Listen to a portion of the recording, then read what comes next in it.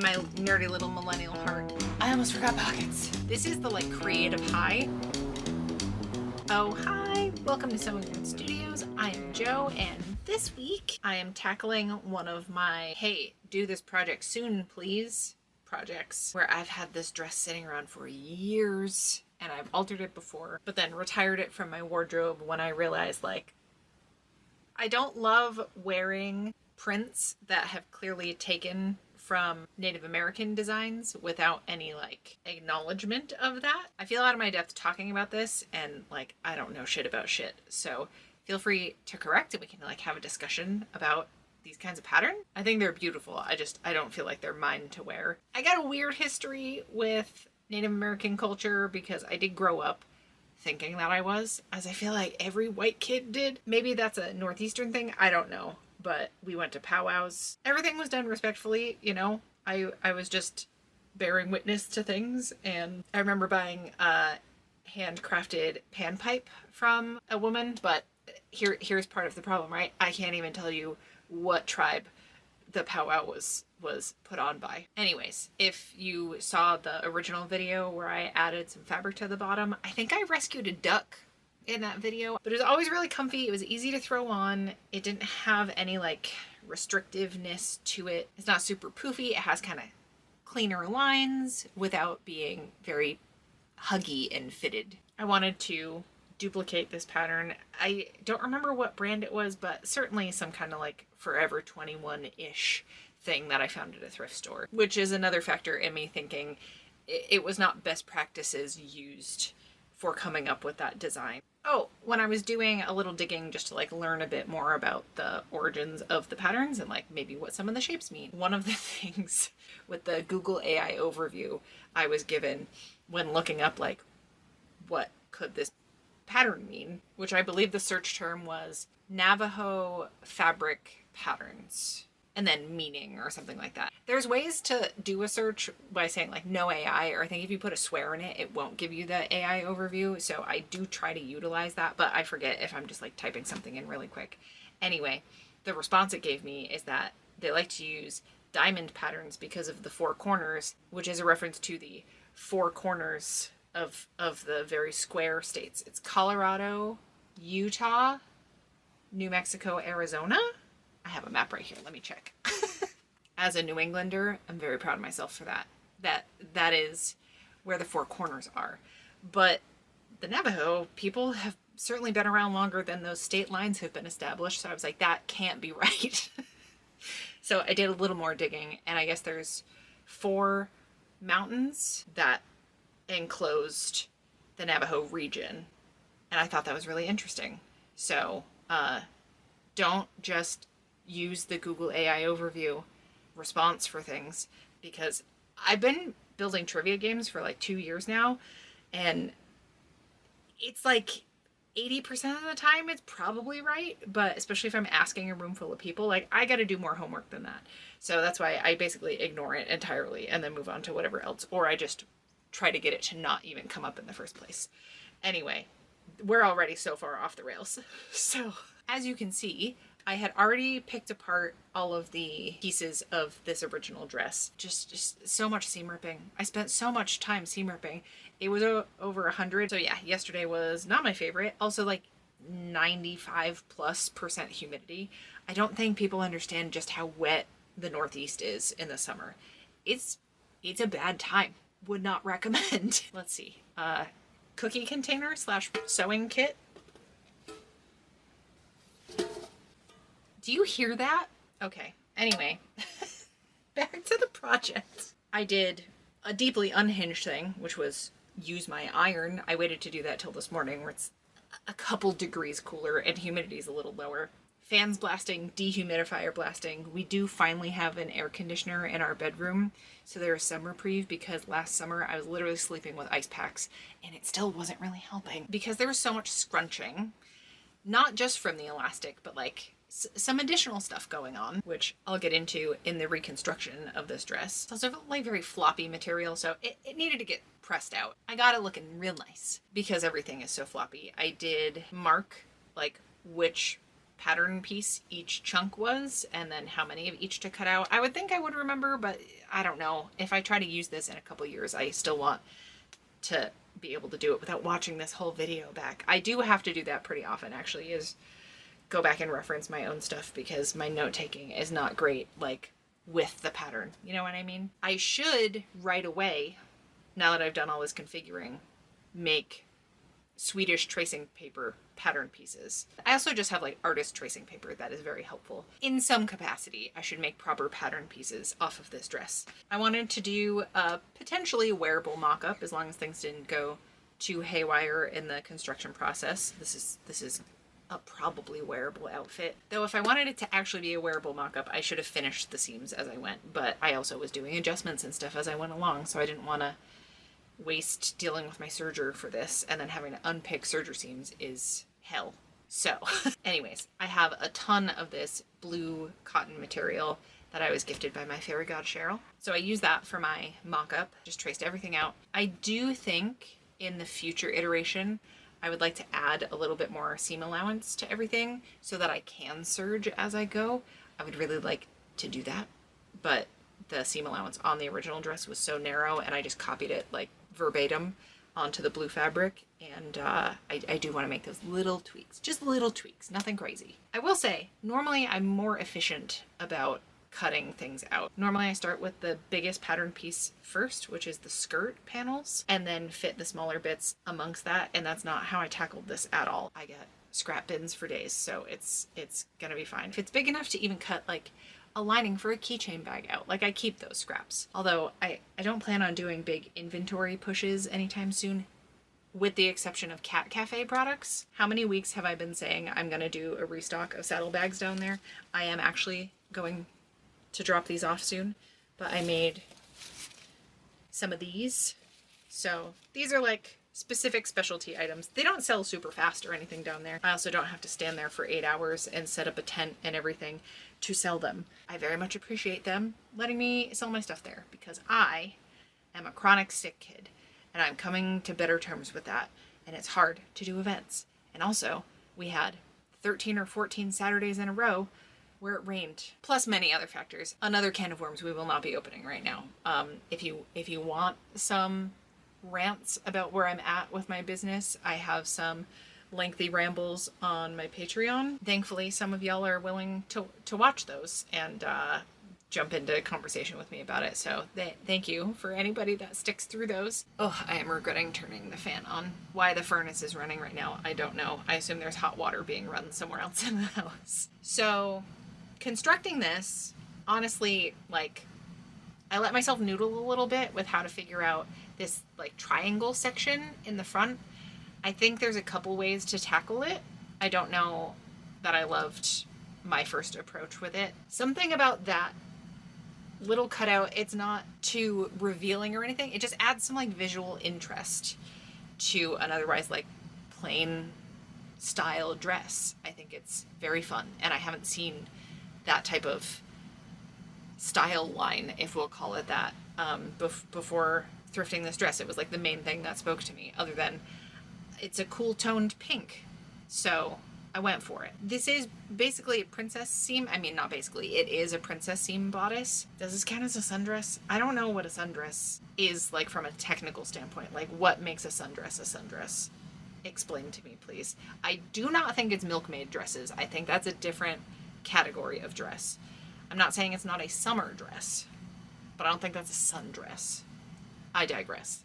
So I put the bodice together and did a little bit of noodling. I took some elastic and tried to see, like, okay, if there's elastic at the waist, can I pull this over my head and it be able to get onto my body comfortably, but also sit nicely?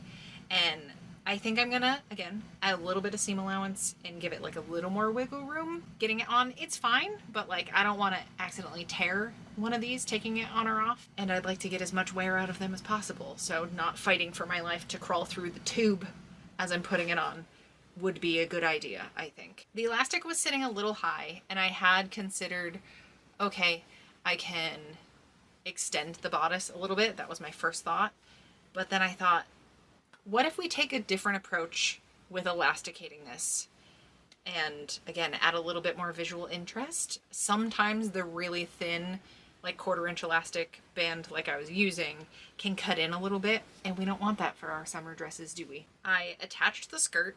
When I put the pockets in, I put them a little lower than maybe I normally would. Sometimes I put it up into the waistband, but if there's much gathering happening, I don't like to do it for that. This isn't too gathered.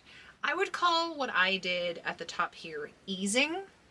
I was trying to not have puckers, but the original dress, I noticed these like little tiny pleats just like scattered around where the skirt was attached to the bodice, which made me think, okay, the skirt is a little oversized so that it has a little bit more flow to it and it's not super fitted. So I did do some gathering stitches and attached the bottom of the bodice to the top of the skirt. And I did the quartering method, which I also did for that like test run with the 1/4 inch elastic. And I think that worked fine. For me, it's just the easiest method to wrap my head around. There's less measuring involved, and you can just go off vibes, you know? Just stretch it until it feels right. I don't know how else to defend it, and I don't know why I feel like I have to defend it. Everybody's fine with the quartering method. But yeah, I didn't gather too intensely. The back of the skirt, I believe, is a little wider than the front of the skirt, and that makes sense because like you got a butt back there, so having a little bit more fabric to kind of balloon out over it, I think was the point of that. And I just tried to even out the gathers as much as I could, and it had this like kind of wavy look to it if there weren't actual like folds happening. I was trying not to have folds, but it was also unavoidable in a couple spots. But again, that's how the original dress did it, and we're literally trying to duplicate that, so like I think we're fine. Obviously the seam allowance from the bodice made it that little bit shorter, and I have done it where I've inserted an elastic band into that seam allowance. I was like, it's not going to be as low as I want, and I didn't add an extra panel. And then I was thinking, well, what if there is like a flatter section across the bodice, like underbust type thing? And then I thought, why don't I just ruche it, where you take elastic thread, you hand wind it around a bobbin, and then you use that as the bobbin thread, and then you just use regular top thread. I haven't done this for like a garment for myself, I don't think, in quite a while. I feel like I haven't made stuff for myself much. It's just been inventory for events that I barely sold anything. So we're not going to get into that though. Not today. So in the test fitting, I think I overdid the princess seam like stretching. I think I gave it more of a curve than I needed to, so I straightened that out a little bit.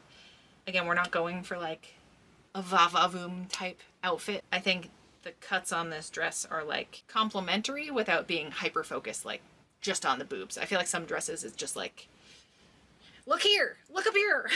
Now I'm just hearing Steve Martin in Three Amigos when he's calling to the other two when they're trying to break into somewhere, and he's like, look up here, look up here. Oh boy, can you tell I've been in the heat for too long? Then what else did I do? Okay, I reshaped the bodice that little bit. I put bias tape around the top. I hemmed the bottom. I think that was about it. I started out taking notes really diligently, and then I lost steam doing that. So I'm trying to remember, but the brain is making my heat mushy. And by that I mean the heat is making my brain mushy. Need I say more? Here's where I'm at right now. I desperately need a shower. I want to touch up my hair. I don't know. I need to clean myself up and just refresh because I feel disgusting. I'm not feeling like particularly cute for a full try on at the moment, but I would also very much so like to take pictures of myself in this and then use those photos to figure out maybe some fun color blocking options with some of my other fabric, because this was just a plain quilting weight cotton that I worked with, and that was my hope. I wanted to figure it out for this type of material because that's what I have so much of, and that's where most of the super fun prints are, is in the quilting cotton. I will try this on once I freshen up a little bit, and that might end up being tomorrow, honestly. If I had used not blue on the deep dark purple bias tape here, and had I done the bias tape a little cleaner up here, I would potentially wear this tomorrow, because I'm doing what they're calling a read in. It's going to be a sit in at the governor's office in the state house, because without getting too deep in the weeds, they're all being shitbags right now about a lot of things. There's a bill that has passed, I think, in the House and the Senate, banning a lot of books. Like, anybody can call into a school or a library and they will ban it. So we're doing a sit-in about banned books. So they were encouraging everyone to bring your favorite banned book. Fahrenheit 451 is one that is banned often, because it's literally talking about banning books, right? By Ray Bradbury. I really liked reading his books when I was a kid, and I've had this book for a long time, so I'm bringing that with me. I've been listening to the audiobook again. It's only like 4.5 hours long, so that was most of my afternoon, and I'll probably finish it while I'm working on whatever else I said I was going to be doing. I already forgot my plan for the evening. It's like 6:30, and I had an early dinner, so I'm gonna like do some self-care and then maybe do a final fitting for this dress and start doing some sketches. Maybe this would be a good prompt for me to make another zine, actually. Maybe that can be the July Patreon meal time perk gift. Also, Jeanette, you're a lifesaver. Thank you so much for sending the fashion zine 2 back to me. I will get this back out to you. I just need to scan it because I have some of my favorite outfit sketches in here. You know what I just realized?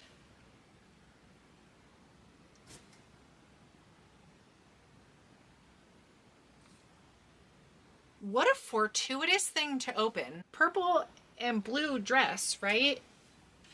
That I designed to look like Rocco's shirt. We're seeing what I'm talking about, right? Oh my God. The joy I'm experiencing right now. I'm so excited. My dudes. Okay. All I'll have to do is like carve a lino block and get some paint or fabric ink and stamp this bitch up with some triangles. Extra, extra, extra. Thank you, Jeanette. This idea certainly would have, I forgot I designed that. This feels so cool. This is the like creative high that I wish I could inject into my veins certain days. Like, medication doesn't get me this. These are dresses I made and sold. This is from Can't Hardly Wait. There's a cardigan I really want to make myself, like a lightweight one. I have a ton of scrap material to do that with. Oh, I mean, I made the Howl's Moving Castle cardigan. And then this is Eureka's Castle, because I literally have a Eureka's Castle toy on my desk. I just grabbed this bias tape because it was laying around. I had made a gift for someone, and this is what I bound it with. I love it when a plan comes together. I'm so much more excited about this now. Okay. Things are happening. Okay, we're gonna change gears ever so slightly. I gotta take a shower and sit in front of a fan, but maybe we're gonna carve a lino block now. I'll report back. Hang in there with me. We're getting through this.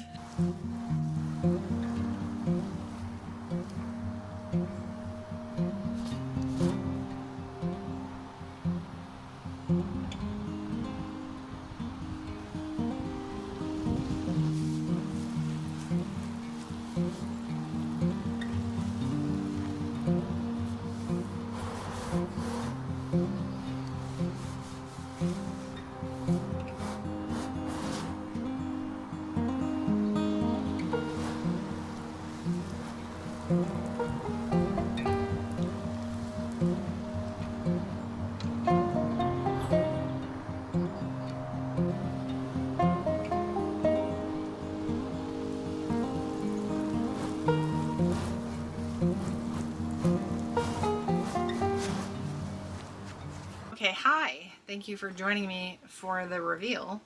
I'm not mad about this, even with whatever this is happening up here. I think I might just take the bias tape off and fold that edge down. Because my complaint is like, it feels a little too rigid up here. Like the straps are holding it up. I don't think it needs this extra structure.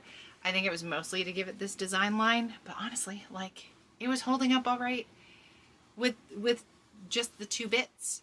But also I could soften it into a sweetheart neckline. The way I did the bias tape is not working for me. And if that's my biggest complaint, like, the length is good, it's comfy, it doesn't cinch too much in the middle. It's also not just one line pinching in somewhere. The small of my waist is a little lower, so I could extend the bodice. But having this up here because this is a thing that'll happen. It's like, it's at the end of my ribs. My ribs poke out right here. So if I'm uncomfortable because I'm bloated or I got some issue going on where I can't have anything around my middle, I will lift the band, if I'm wearing something elasticated, up to this exact spot. So honestly, like for hot weather day, this is ideal. I don't mind this at all. So I think it's cute. I like all the lines. Otherwise, I think the princess seams are working out. I'm even wearing a different bra than I had on where I didn't know if that would be an issue. The pockets are perfect size. My phone's in here. Can't really tell. But also, it's not a full gathered skirt. It gets hot and I don't want that. But we just got like a little bit. I love this. And my nerdy little millennial heart is delighted by the stamps. Like, this can easily become a little casual cosplay dress. So I will be keeping it. I'm going to put it on my costume rack. It is the next day. I did dye my hair, if you can believe it. And this morning I did in fact go and do my first sit-in protest. We were there for like an hour and a half. At the end of it, we had all signed postcards that were urging the governor to veto this book ban bill that has somehow passed in the state house and senate. I won't get further into it, but I feel good about having gone this morning. It can be really scary, and I know I only feel brave enough to do the little bits I've been doing over the years because I have really great examples in friends and other people that I follow online and just people in my life. So I figure sharing this as much as I can and how things went. This was a very kid-friendly event is what they were calling it. A kid-friendly protest, rally, march, whatever you want to call it, demonstration is usually going to be a more low-key thing. Anything can turn at any point, especially if there's counter-protesters that have like some intense agendas. Everything's very scary and like heightened. Emotions are high. Like, have your wits about you. But I digress. I know I have a million threads going on throughout this video. There's been a lot going on and like obviously things changed gears. Jeanette, I cannot express to you, like, so extremely thoughtful of you to send that back so that I can get a scan of the zine. And then that turned into this. And I like this so much. And like, I'm going to keep this as a casual cosplay option, which I want to get back into. I feel like I did it more often, like a character bounding. I do think I have been rambling for far enough though. So I think I touched on everything. I am sorry I've been so spacey on here. Times is hard. I'm having a really hard time, but this was a good thing to cope. Taking a community action like I did this morning is helping me cope. I feel good. I'm just trying to redirect some of my energies. I've been beating myself up about having a less consistent upload schedule, and multiple of you specifically like reached out to me with emails and private messages just saying like, you gotta do what you gotta do, we got your back. And I cannot express to you how much I appreciate that. So especially thank you to everybody over on Patreon. I get to take these breaks that you all like actively support me doing and taking care of myself because of all of you. So thank you for letting me do this, and I will see you back here with another video in 2 Fridays. Thank you so much for hanging out. My nephews call me sweaty nerd instead of sewing nerd. And it's not inaccurate. It's not bullying if it's true, right? Ooh, when I do lighting like this, you can't tell how sun bleached my hair is. Why did I phrase that so weird?